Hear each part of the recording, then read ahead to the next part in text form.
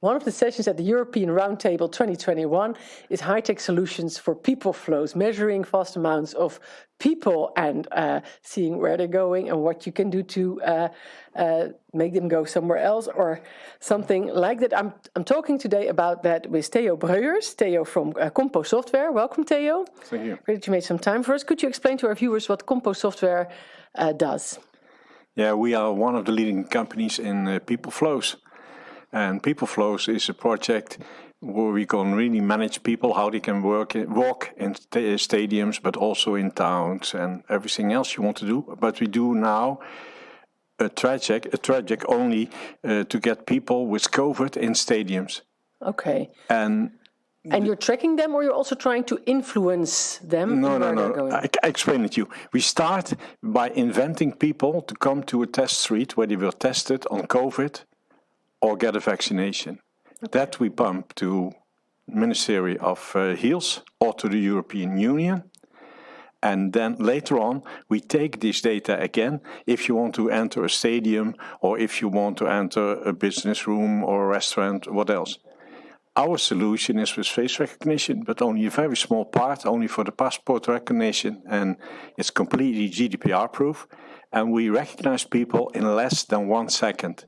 So you don't have to wait with all the other options, which there are on this moment. It takes you 1 minute and 30 seconds minimum to enter a stadium. We can do it in a split of a second. Okay, so you could have a separate lane. Say, for instance, I go to Bruce Springsteen concert. There are a lot of people waiting there to be identified. Yeah. And I can just go with my phone and my face through the other lane. You don't need your phone. I don't even need my phone. No, you can use your face is the unique thing. Okay. On one phone, you can put in 1,000 different people with different faces and give them all the possibility to enter a stadium or whatever you want. That's the nice thing. So you are not. It's not necessary to have a modern telephone. You can also use a telephone of your daughter or the neighbors or whatever you want. Okay, so nobody's excluded because they're not modern enough. No one is excluded. If I hear the solution, it sounds like a really great solution, easy. Mm-hmm. I don't know how expensive it is, but why is it not implemented worldwide? Well, we have to wait until the European Union database is ready, and we hope then that we can get the data there back. Okay. In the Netherlands, it looks that the government keeps this all for themselves. Okay, so that's a hurdle that they're not willing to let other parties. I don't know. We are now. I think we are one of the first who can give data back to Ministry of Health from people who did a vaccination or did a test of corona. So maybe opens that way also to get it in another way. Yeah, to get more connections. Yeah, because looking at a broader perspective like Europe, because it's the Europe Roundtable, not only the Dutch one. Yeah. How do they react in the other countries? Are they more open to your solution? Yeah, we're speaking with people from the Belgian government and some other countries with the government, and they are more open. Okay. They don't have a real solution. And they are not so far as they are in the Netherlands, what they think that they are in the Netherlands. Let me be a little bit difficult.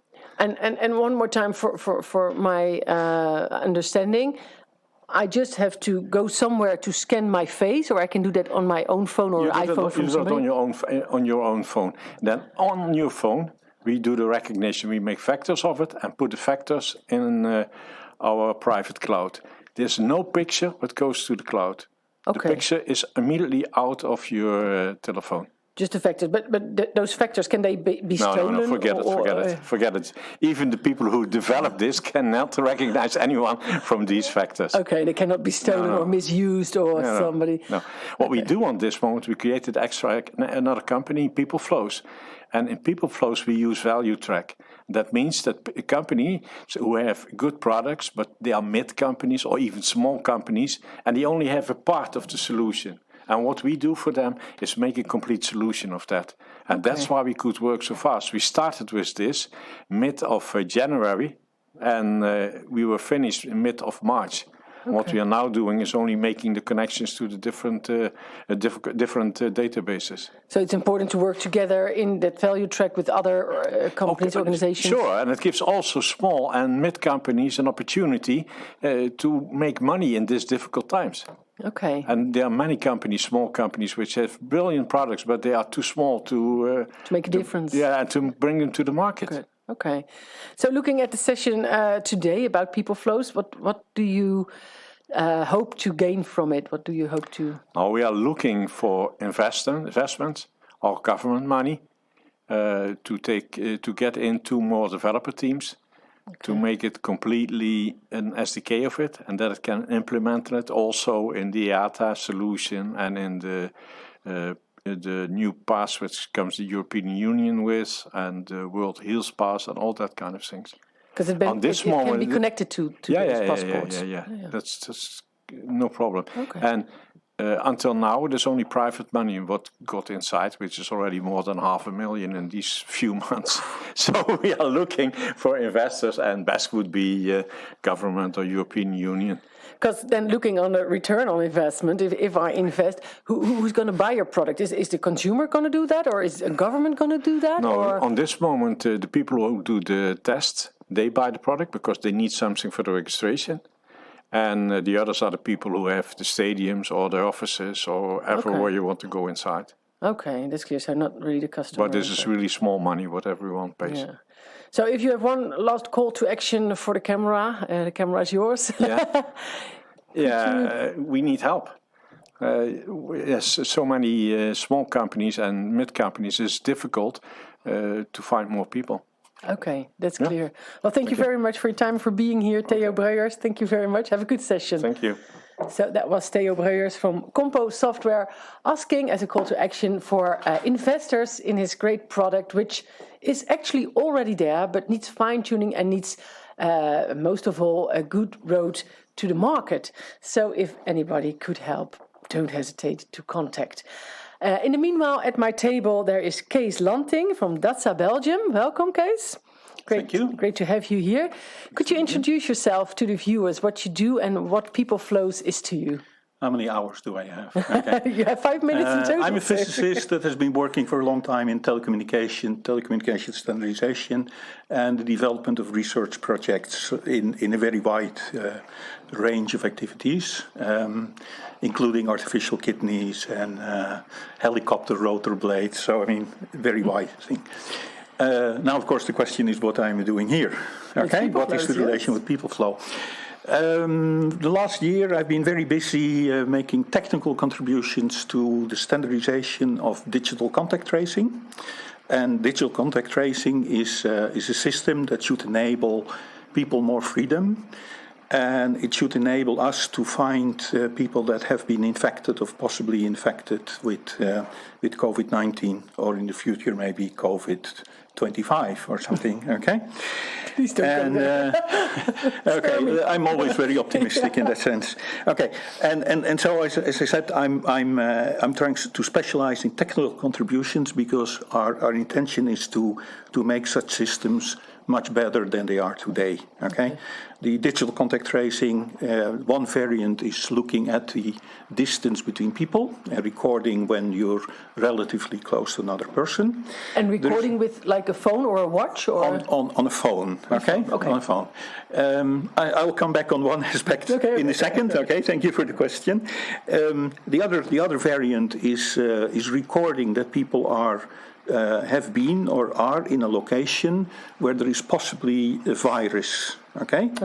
We're not sure that there is a virus. We're not sure it's an active virus, but it's very valuable if we can record that people have been there. We're looking at the moment at a third variant, which is a generalization of recording both people and locations in a privacy-friendly way. But giving more freedom to the developers to choose, depending on the application, also the level of privacy. Because privacy is one of the big issues that we have today.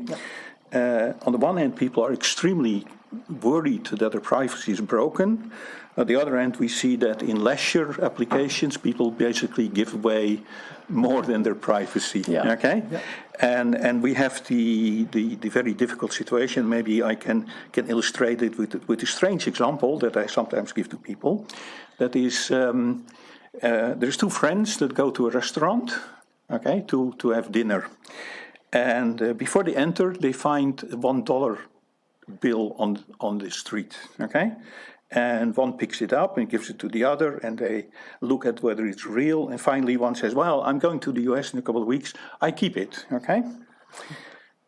As public, we know that this bill was infected. Okay. But only we know that, okay? Yeah. So the two persons go inside. A few days later, they're both ill. They have to go to a doctor, they have to be tested, and both test positive. And now we get a couple of problems. The first thing is that they live in two different towns. Privacy makes it difficult to put the information of the two together, especially if the information is coming from their smartphones. But once they go into the normal system, they will get letters that says you have to show up at the police station, you have to show up at the hospital to get tested, etc., etc.